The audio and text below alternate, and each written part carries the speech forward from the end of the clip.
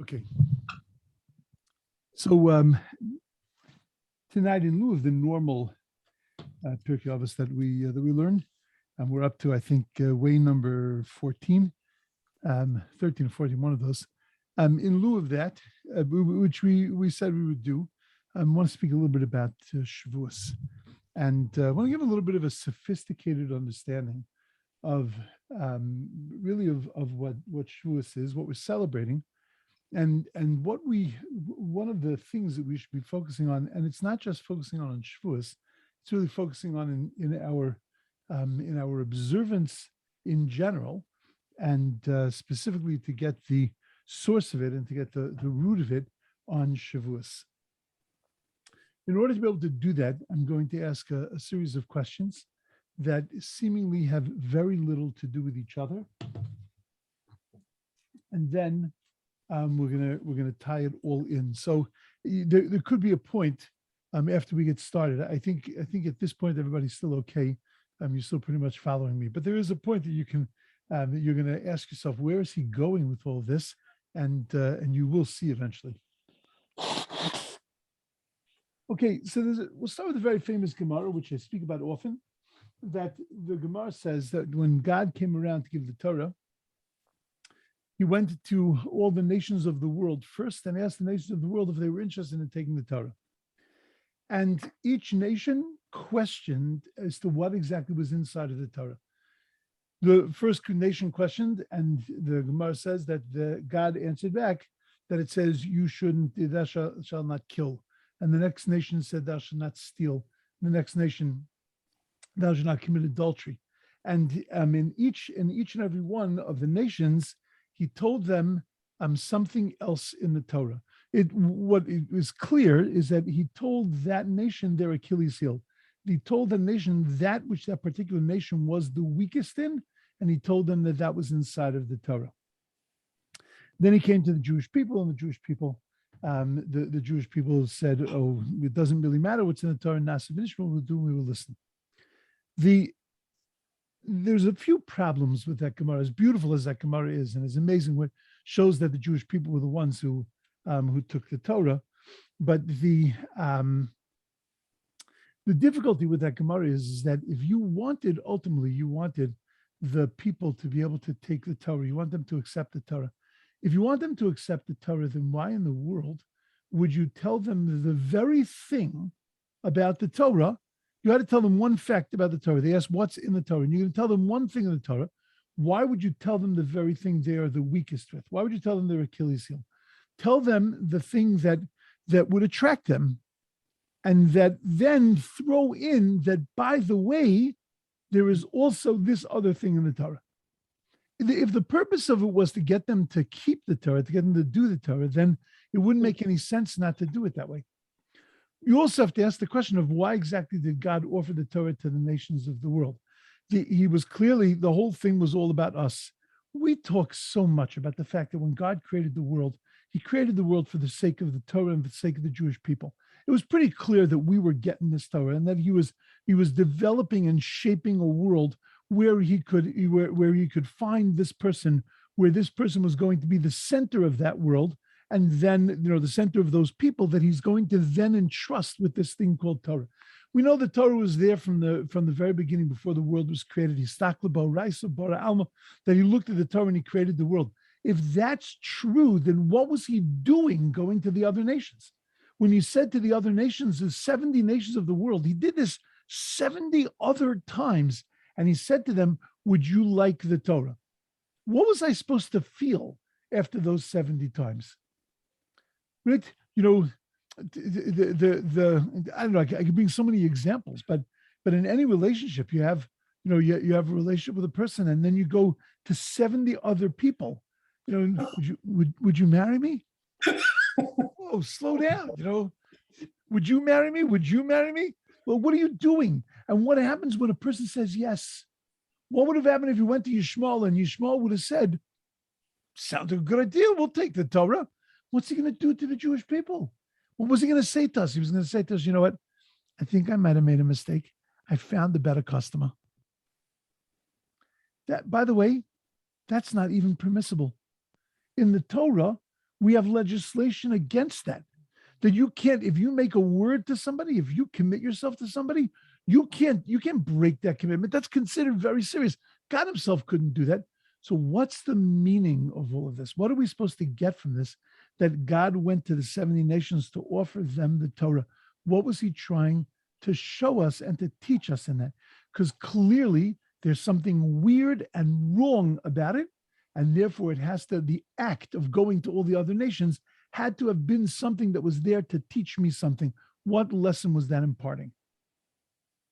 My second problem is that why would they turn down the Torah? Because it says in the Torah, don't kill, don't steal, don't commit adultery. Happens to be, without the Torah, they couldn't do those things either. Because they were already covered by a thing called the Shava Mitzvos B'nai Noach, the 7 Noachide principles, the 7 Noachide laws. Those 7 Noachide laws comprised of don't kill, don't steal, don't commit adultery. Therefore, how could they have, why would they have turned it down? Oh, it says you can't kill. What they should have said is, that's old hat. Can't do that anyway. So, yeah, what difference does it make if we take the Torah? Because it's just repeating the stuff we already have. Why would they say, oh, it says I can't do something that I already can't do? No, I'm sorry, I can't take that Torah. How's that possible? Like, how does it just make sense that they would say the whole reason why they're not taking the Torah is because it says don't kill or don't steal, depending on the nation. But that injunction of don't kill and don't steal was something that already pertained to them. That was already pertinent to them. It applied. So why would they turn down a Torah based on that? Okay. Now, all of that comprises question number one, even though it's a few questions, but that's trying to understand that Gemara. But let's take a look at something else. Let's take a look at something what seems to be very unrelated. A story in the Torah about two fellows by the name of Nadav and Avihu.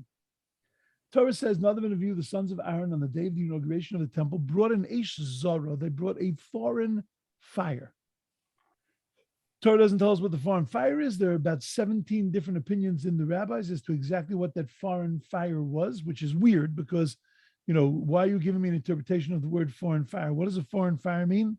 Foreign fire. I mean, it's not that complicated. That means that they were commanded to bring a certain kind of fire into the temple, and they brought a fire that was different than what they were commanded. God was gonna light the fire. He was going to inaugurate the temple by bringing down the fire. And they brought in their own fire. Okay, good. That's called an Eish Zara. It's called a foreign fire.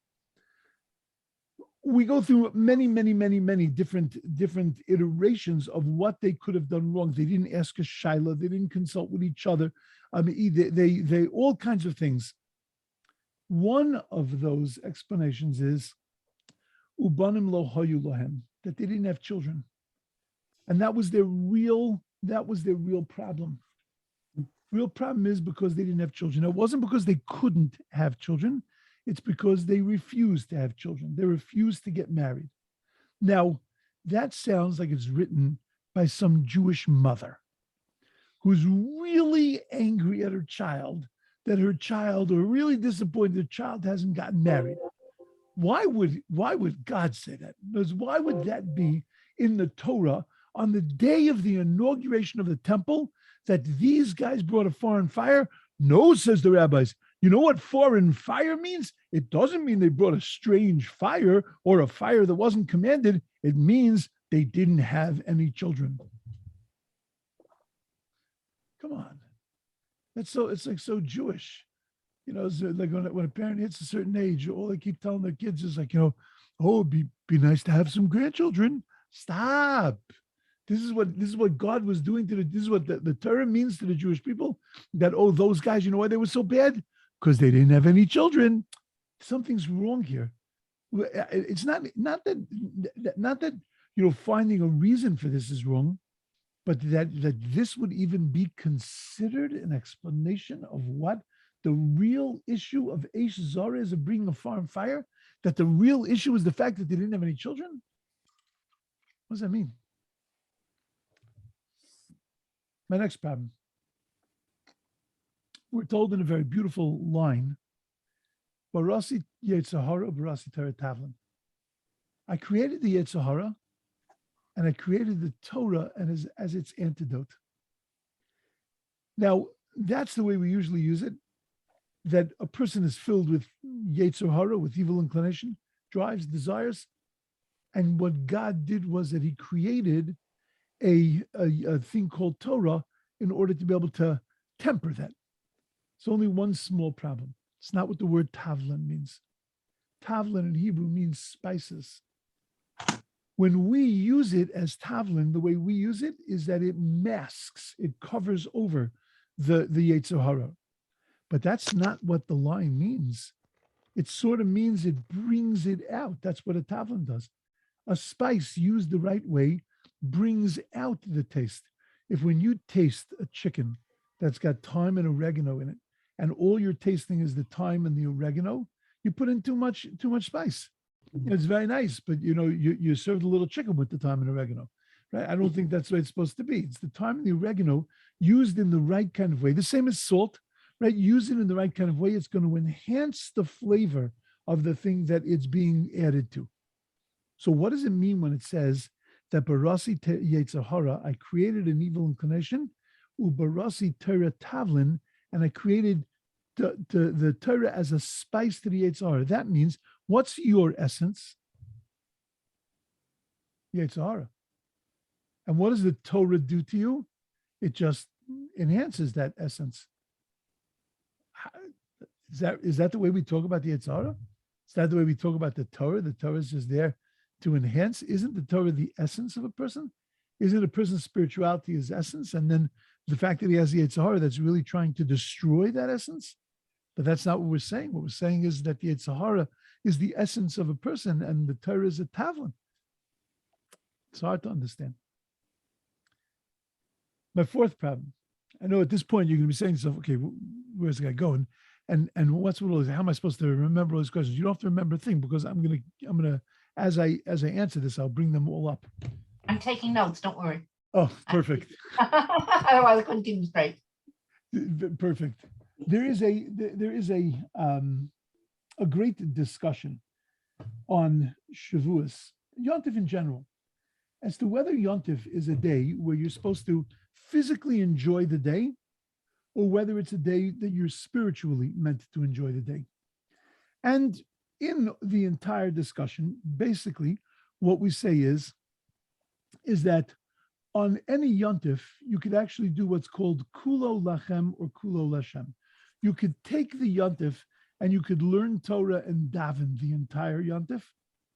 Or you can take the Torah, you could take the Yontif and you can eat and drink and be merry, both getting you to the same place of connecting to the essence of the Yontif. One of it is through, let's say, a more intellectual way, one of it through a more emotional way, but you can get there whichever way you want. On Shavuos, we say that Ba'atzeres, on Shavuos, the Be'ina Nami Lachem, you have to have Lachem along with La Hashem, which means that you can't just have the intellectual part, or the spiritual part. You also have to have the physical part. You have to eat, drink, be merry. You have to rejoice in a very physical kind of way. Now, if I had to choose one of the holidays which you didn't have to do that with, I would have said it's Shavuos.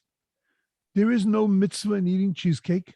There is nothing that you have to. It's not like, we eat a kazayas of cheesecake, or you don't have any of those kinds of obligations on Shavuos, not like Pesach.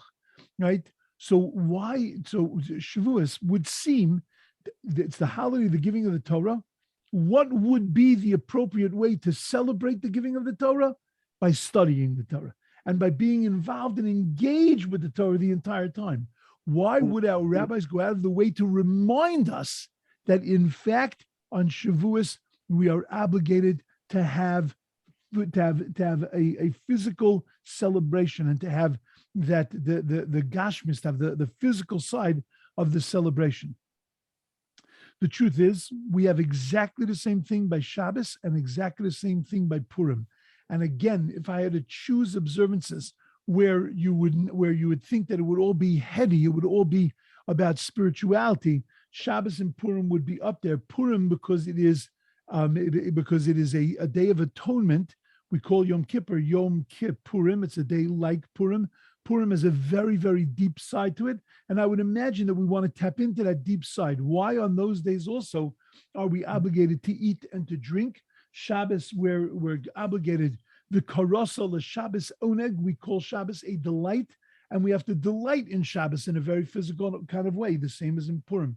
Why is all of this true? Okay, my next problem. Last week's Parsha was called Parshas Bichu Kosai. For us in Israel, it was 2 weeks ago's Parsha. It's like a thing of the way past already. But nevertheless, it was in America, it was a few days ago. In Parshas Bichu Kosai, we have the curses, which are the psukim that God says to the Jewish people, if you don't keep my Torah, this is what's going to happen to you.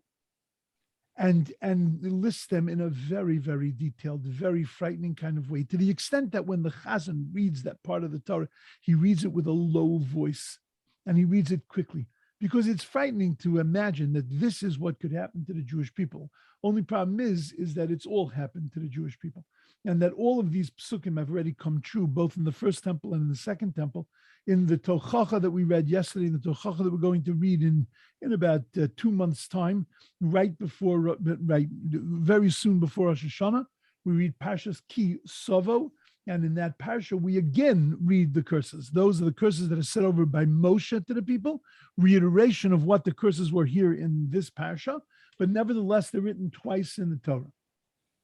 Our rabbis say that the reason why we read the curses at the point of the year that we read them, and why the parshios are set up in a way that we should read them at that time of the year, is that shetichla shana v'kil leseha, that the year should end and should take its curses with it. That the curses should be, we have to realize that those are real, they could happen, but that they should be in last year. They should be a thing of the past. I understand how that works for Rosh Hashanah, right? Because Rosh Hashanah was starting the fresh year. So therefore, the curses of the Parsha 2 weeks before that, so those are in the past. Shetichla Shana, the year should end, and Kil Leisera, and the curses should be taken with it. Only problem is that how does that apply to Shavuos? Shavuos is a time where we are being judged about the Peros Ha'ilon, we're being judged on the fruit of the year. Wow, the trees are going to grow, what kind of fruit we're going to have. But there are many Rosh Hashanahs. Do you know how many Rosh Hashanahs there are during the year? There's actually 4. There's a Rosh Hashanah Le'ilanos. There's a Rosh Hashanah for trees, which there's a machlokes between Beis Shammai and Beis Hillel as to whether it's on the 1st of Shvat or whether it's on the 15th of Shvat. The 15th of Shvat has a name that we're all familiar with, Tu B'Shvat. Right, 2 B'Shvat means the 15th. 2 is Tesvav, the 15th of Shvat. That's called the Rosh Hashanah. And the Mishnah tells us Arba Rosh Hashanah. There are 4 Rosh Hashanahs during the year. Why on this one specifically, the Peros Ha'ilon, the fruits of the tree, the one in Shavuos, do we read a Tochacha to also get rid of the curses and then start the fresh year? Why don't we do it on the other 2? Every time we hit a Rosh Hashanah, we should read curses, and then this way the curses are left in the background. What is this concept of Tichla Shana V'Kil Leisah, that the year should end and its curses should go with it? Where is the real end of the year, Shavuos time, and the real beginning of something fresh? We also know, by the way, that we call the section of the Torah the brachos and the klalos. The blessings and the curses. If you read them, it's not just blessings and curses, it's reward and punishment. If you keep my Torah, then all of this is going to happen. The fields are going to receive rain, and the rain is going to come in its time, and there's going to be so much abundance of fruit and blessing. And if you don't keep my Torah and you hate my commandments and my statutes, then this is going to happen to you. This is going to happen to you. That's reward and punishment. You'll be rewarded with this. You'll be punished with that. Why are we calling it bracha v'klala, blessing and curse? It would seem to be more serious than merely just blessing and curse. Blessing and curse is like your life is going to be increased or your life is going to be decreased. but instead it's being called, I mean, it's being called blessing and curse as opposed to being called reward and punishment. You do the right thing, you're going to get rewarded. You do the wrong thing, you're going to get punished, and it's going to hurt. Why are we calling it blessing and curse, which maybe sounds on some level like it's being limited, like it's being muted?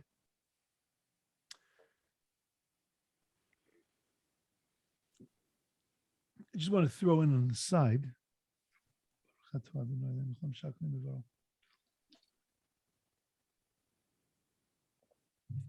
you had a name Shavuos, what name would you give it? Zman Matan Torah Seinu, the time of the giving of the Torah. It's a pretty good name. It's not hard. Right? Make a naming contest for Shavuos. It's not a lot of choices. You know what's amazing? It's not in the Torah.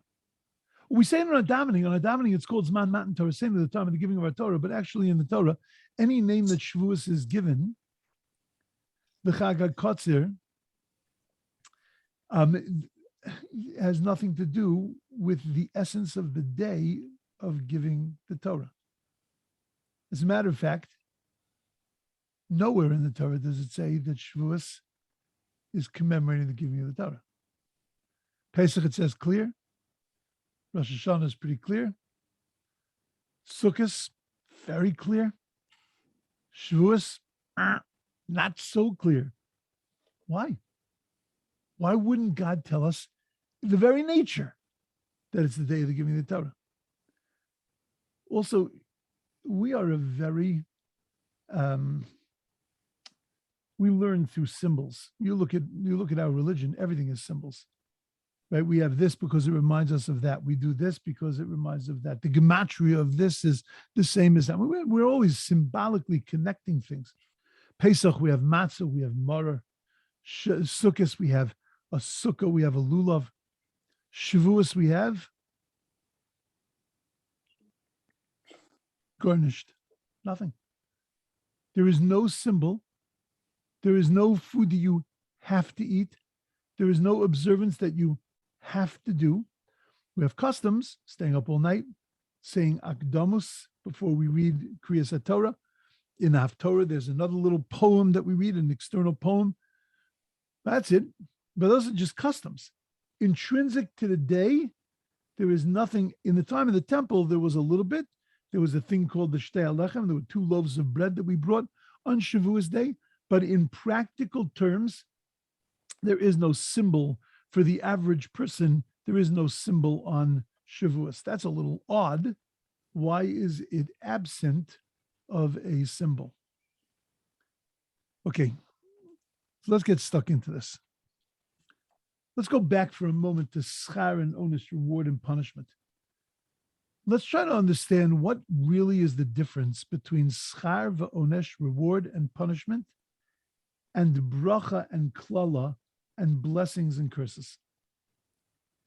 And I think from there, we can start to understand something magnificent. Schar v'onesh are the consequences of things you do. When you do the right thing, so then you will get rewarded. When you do the wrong thing, so then you will get punished. It doesn't really mean that when you do the right thing, my relationship with you is enhanced. When you do the wrong thing, my relationship with you is diminished. What it means is there are consequences to your actions, not necessarily consequences in our relationship, consequences in your relationship with the world, but there are consequences to you and to your life. Bracha and klala is a very different thing. When it says that God gives us a bracha or a klala, he blesses us or curses us, it's, yes, inclusive of reward and punishment, but it also means that our relationship is enhanced or diminished based on the things we do. That when we are nizbarech, when we are blessed, that means that our lives are increased and our relationship with God is closer. When we are cursed, that means something that is cursed, something that is a subject of a klala, It means that it's more disconnected. When God turns to Abram and says to Abram, "V'yei bracha," you're going to be a blessing. The world is going to bless through you. That means that the world is going to find its way to God through you. Because blessing doesn't just mean that you're going to be rewarded for what you do. Blessing means your whole life becomes enhanced and increased, and therefore your relationships become enhanced and increased. When we do good things or we do bad things, we get a schar and we get an onesh. But when we become good people or we become bad people, so then we get bracha and klala, because that changes my feelings, it changes my character, and therefore that changes every connection I have in the world. And that's why teichacha, that's why this section of the Torah is called bracha and klala, not just schar and onesh, because the whole bris Torah, the whole covenant of Torah that was given to us at Mount Sinai was an expectation that we were going to change our machus, that we were going to change our very essence. We were going to change our character, not just our actions. There's a famous medrash, which in a different context I speak about every year, but that the medrash says that there was a parable. There was a king that went to his kingdom, and he had a massive kingdom, and he went to one of the cities in his kingdom, and he sent them a letter, and he said he's going to be building a palace in their section of the kingdom. They sent him back a letter, and they said to him, "King, we've done an environmental impact study, and we realize that this is going to adversely affect our town. We're not interested in your palace." So he went to the second town within his kingdom, and he said to them, "I'm going to be building my palace in your town." And they said, "We did an environmental impact study. We did a noise study. We did a population study. And we saw that this was going to have an adverse effect on our people. We don't want your palace." And this went on every single part of his kingdom. There was some little small dwarf at the end of his kingdom. He sent them the letter. He said, "I'm building my palace inside of your city." They sent him back and they said, "We did an environmental impact study. You're going to have a tremendous effect on us. We did a noise study. It's going to have a tremendous effect.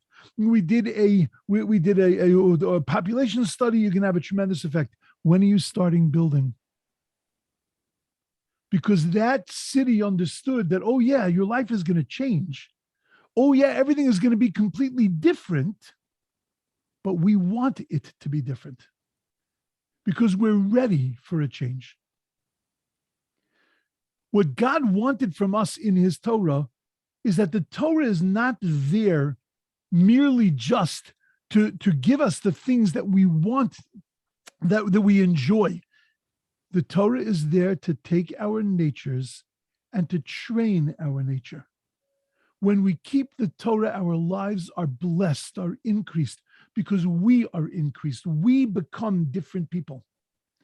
When we reject the Torah, we face kalala, we face rejection, we face curse, not just punishment, but that our entire essence changes. That's why the teichacha of this section of the Torah comes before Shavuos. Shavuos, we are about to accept the Torah. We're about to accept that there are things in the Torah that go against our nature. There are things in the Torah that don't go against the nature. It resonates with us, but there are things in the Torah. Person's a Peterite, right? Person's into animal rights. So the whole section of sacrifices goes completely against their nature. I could never accept the Torah that says you slaughter a cow on top of an altar, sprinkle its blood, and that there's something holy about that. The poor cow. You can't do it to a cow. And it goes against our sensibility. There's a section in the Torah that deals with slaves.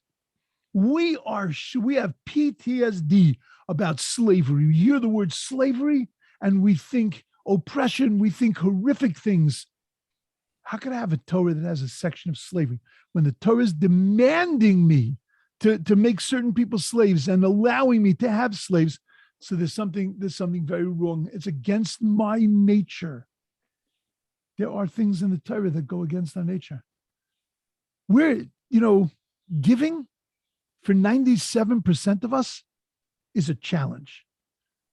Taking our things and giving it to other people, taking our hard-earned money and giving it to strangers, to people that we have no relationship to, very difficult thing. To give it an institution we love, to give it to family members that we love, to give it to somebody that we appreciate, easier. But to just give it away, very difficult. Torah comes along to us and tells us, you have to give it. You have to open your hand. You have to give it to somebody that needs. It's asking me to go against my nature. The Torah is demanding of me once a week, shut my business, close down my life, and remember that God is the creator of the world. That's against the nature of a person that's got a preservation, a sense of self-preservation. I want to take care of myself. How can I close my life down once a week? The Torah is demanding of us that we go against our nature. That's what's happening to Shavuos. We're reliving and reiterating the fact that Torah is there to train me, to change me as a person.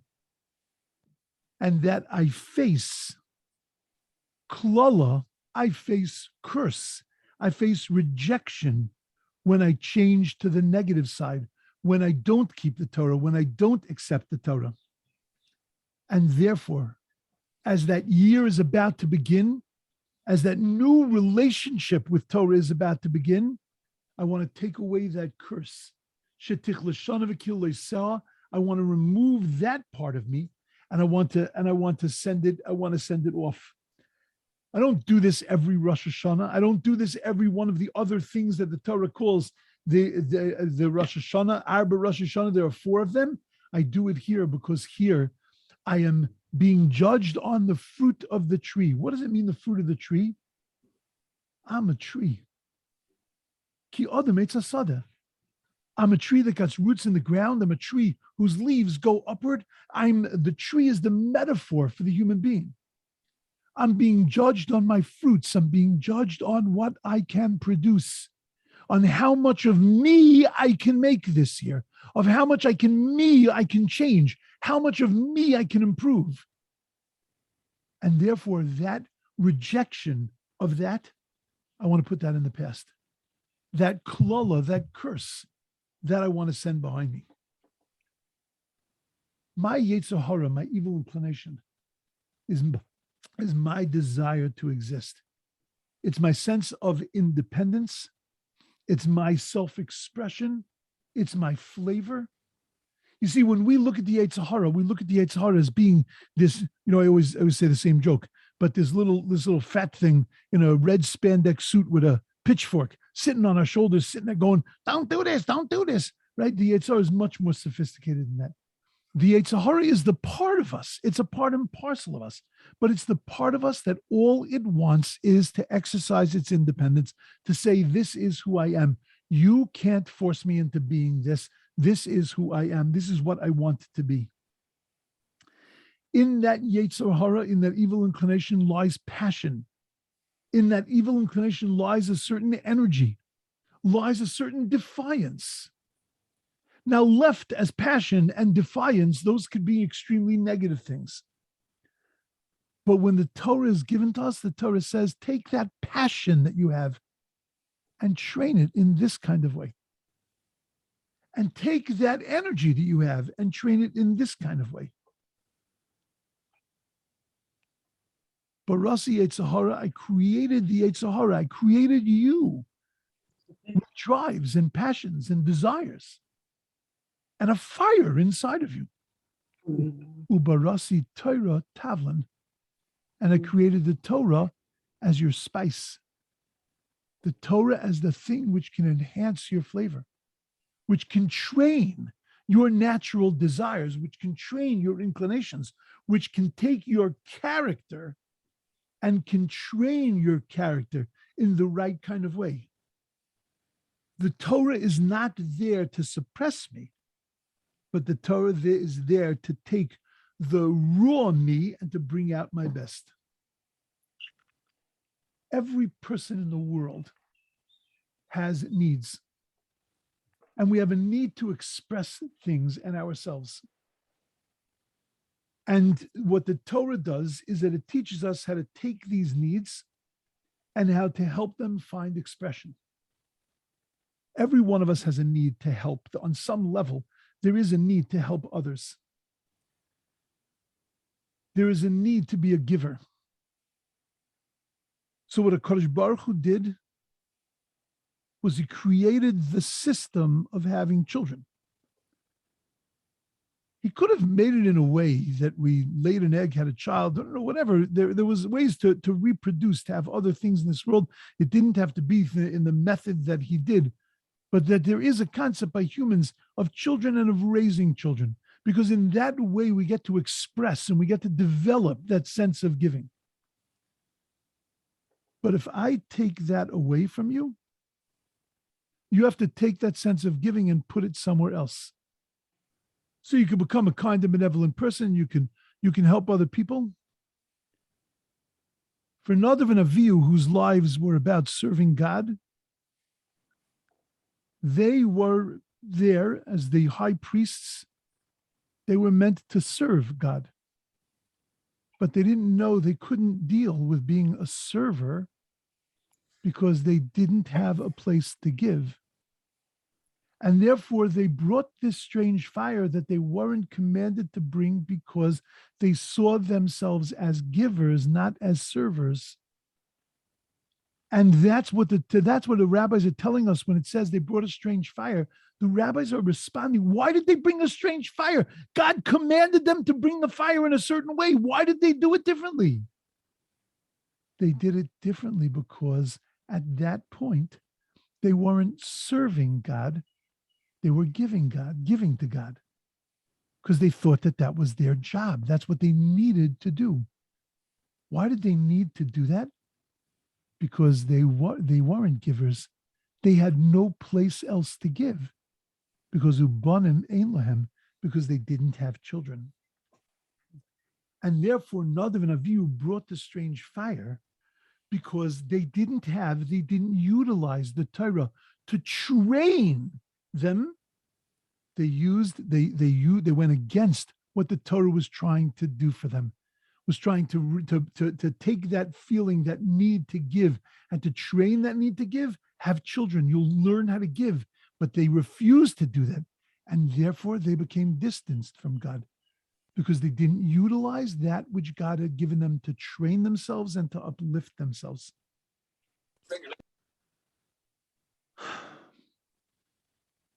Because that ultimately is the purpose of mitzvos. The purpose of mitzvos is to train us. That's why when God comes along and he says to the nations of the world, Lo sirtzach, lo signov, he wasn't expecting them to take the Torah. He wanted to prove this point, and he wanted us to understand that what was the purpose of Torah? Well, when the nations of the world want to know what's in the Torah, I'm going to tell them don't steal. And why am I going to tell them don't steal? That's their weakest point. Why would I tell them their weakest point? Because I want them to know the Torah is asking them to go against their natures, and they don't have what it takes. They don't have the ability to be able to go against their natures. And therefore, he wanted to show us 70 times that if you can't go against your nature, then you have no shaychus, no connection to Torah. When the nations of the world turned to God and said to him, but God, we can't take it because it says don't kill. And we asked the question, wait a second, but it said already to the nations they can't kill. What it said was a rule. It said they can't kill, but it didn't say a lifestyle. It didn't say a character development. You see, you cannot kill and still be a killer, because you could care less about people. You just don't kill. You could be a person who doesn't steal, but you can still be a thief because you don't care about other people. The 7 mitzvahs b'nei Noach was only about the action. The Torah is about changing your nature. Torah is about bracha and klala, blessing and curse. It's about who you are as a person. And that they weren't prepared to do. That's why on Shavuos, Boinami Lochem, you have to have the physical side of Shavuos. Because on Shavuos, it's not just going with your nature. Your nature is, let me serve God, right? It's Shavuos. The Torah was given to me. That's what I want to do. I just want to sit and learn Torah. You have to take that physical world and you have to train that physical world and turn that physical world into God. That's why there's no symbols on Shavuos. We are the symbol on Shavuos. Shavuos is not about a piece of matzah. Shavuos is not about a piece of maror.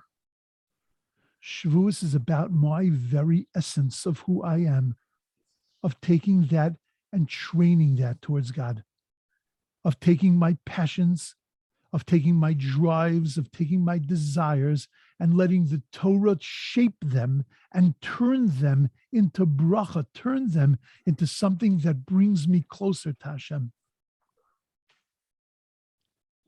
And that's why the nations of the world rejected the Torah, because that's not what they wanted.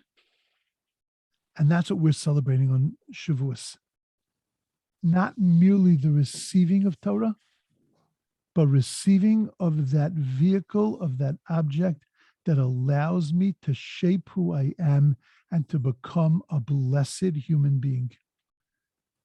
That's why when Avraham Avinu turns to Eliezer and he says to Eliezer, your daughter can't marry my son because I'm blessed and you're cursed. What he means is because you are part of those nations, that curse dictates them. And what does it mean curse dictates them?